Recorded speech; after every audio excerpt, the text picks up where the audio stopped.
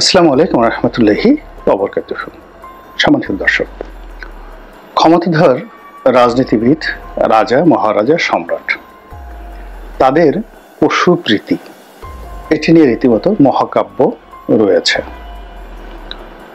যারা এই ক্ষমতায় আরোহণ করেছেন তাদের অনেকের মধ্যে অদ্ভুত অদ্ভুত সব নেশা দেখা যায়। কেউ হয়তো বিড়াল পোষেন, কেউ হয়তো বানর পোষেন, কেউ বাঘ পোষেন, কেউ হাতি পোষেন, কেউ দেখা গেল যে টিয়া পাখি, ময়না পাখি পোষেন, অনেকের যাকে বলা হয় চিড়িয়াখানা থাকে। তো এই সকল বিষয় নিয়ে আলোচনা করব, যেটা আমি সাধারণত রাজনৈতিক যে কথাবার্তা বলি তার থেকে একটু ব্যতিক্রম। আশা করি আপনাদের ভালো লাগবে।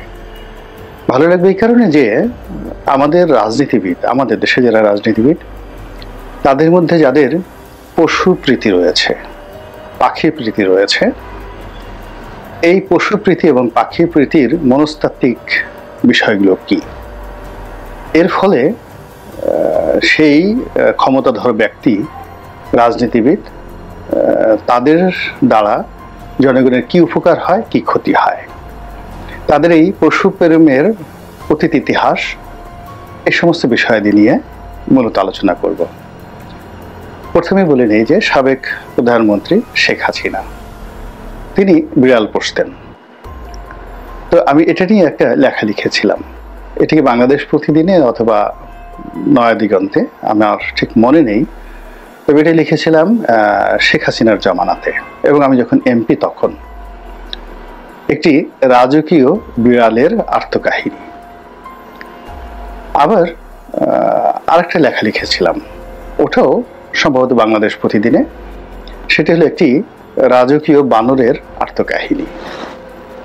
তো রাজকীয় বানরের যে আত্মকাহিনী, এটা যেভাবে একটা ঐতিহাসিক ঘটনাকে কেন্দ্র করে লিখেছিলাম, আবার ওই যে বিড়ালের যে কাহিনী, ওটি মূলত শেখ হাসিনার যে বিড়াল তাকে নিয়ে লিখেছিলাম।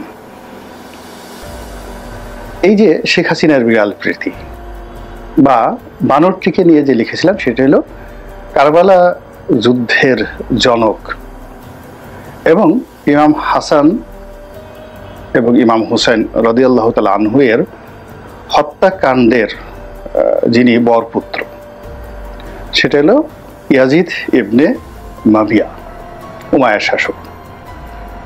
মুসলমানদের নিকট এই নামটি, বিশেষ করে সুন্নি মুসলমানদের নিকট, শিয়া মুসলিমদের নিকট ভীষণ রকম নিন্দিত।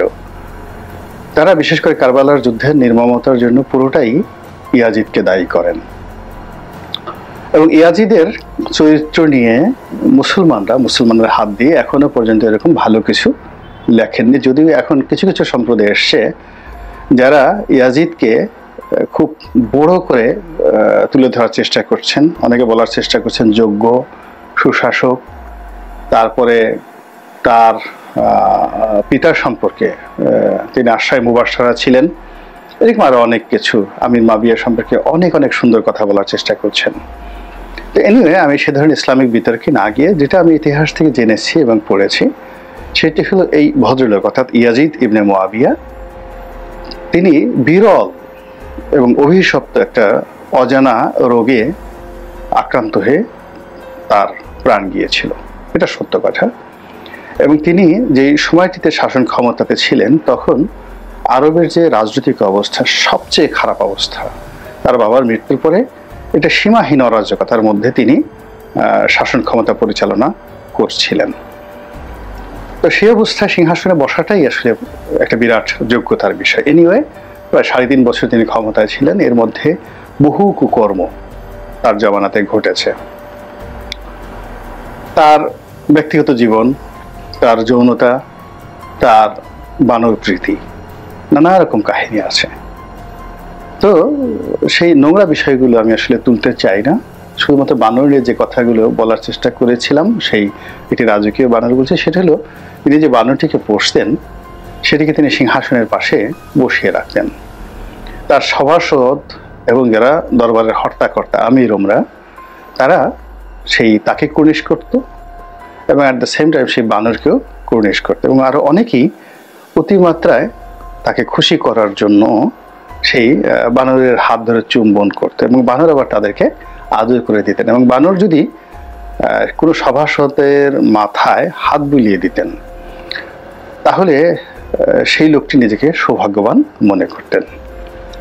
এবং এটা নিয়ে যে একটা বিখ্যাত সিনেমা আছে দ্য মেসেজ, এবং দ্য মেসেজ না, দ্য মেসেঞ্জার।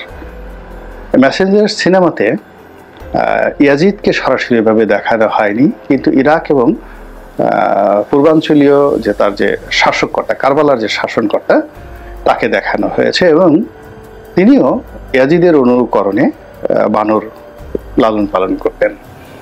এবং সেই বানরের দাপট এবং সেই বানরের ক্ষমতা এবং তিনি সেটাকে কিভাবে লালন পালন করতেন, সেই দৃশ্যটি সিনেমাতে, দ্য মেসেঞ্জার সিনেমাতে এত চমৎকারভাবে ফুটিয়ে তোলা হয়েছে। অসাধারণভাবে আপনারা সেই দৃশ্যটা দেখে নিতে পারেন। এর কারণ হলো যে মূল শাসক ইয়াজিদ যেহেতু সেই কাজটি করতেন, ফলে তার অন্যান্য প্রাদেশিক যারা গভর্নর তারাও ইয়াজিদকে খুশি করার জন্য এইভাবে বানর পুষতেন, আর সারা দেশ তখন বানরে সয়লাভ হয়ে গিয়েছিল, এবং তার খেসারত মুসলমান জাতিকে কিভাবে দিতে হয়েছিল তা কম বেশি মোরালেজ আমরা জানি।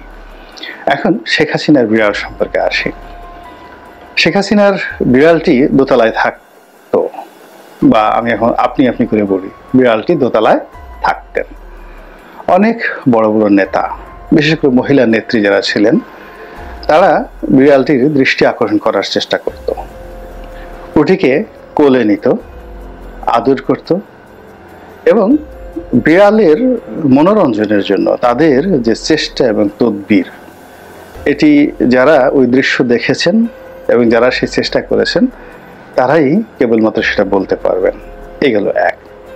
এখন এই যে বিড়ালকে খুশি করে শেখ হাসিনার কৃপা আদায় করার যে অভিলাষ যে সকল মানুষের ছিল, আপনি তাদেরকে কোন পর্যায়ের মানবিকতায় ভূষিত করবেন? যারা স্বার্থ সিদ্ধির জন্য আল্লাহর পরিবর্তে, আল্লাহর বান্দাদের পরিবর্তে, মানুষের পরিবর্তে পশুর হাতে পায়ে অঙ্গ বুলায়, পশুর কাছে অবনত হয় এবং পশুর কৃপা চায়। যখন একটি দলে, একটি সম্প্রদায়ে এই ধরনের লোকের সংখ্যা বৃদ্ধি পায়, যে সমস্ত আকর্ষণ মানুষের পরিবর্তে বিড়ালের দিকে বা বানরের দিকে, অথবা হায়দ্রাবাদের নিজের এক সময় বাঘ পুষতেন, একেবারে তার সিংহাসনের পাশে বাঘ বসিয়ে রাখা হতো। তো এই সাম্প্রতিক কয়েকটা সিনেমাতে সেই দৃশ্য আমরা দেখতে পাচ্ছি, এবং সবাই পশ্চিমীকে দেখা গেল সেই বাঘকে সে সেলুট দিত।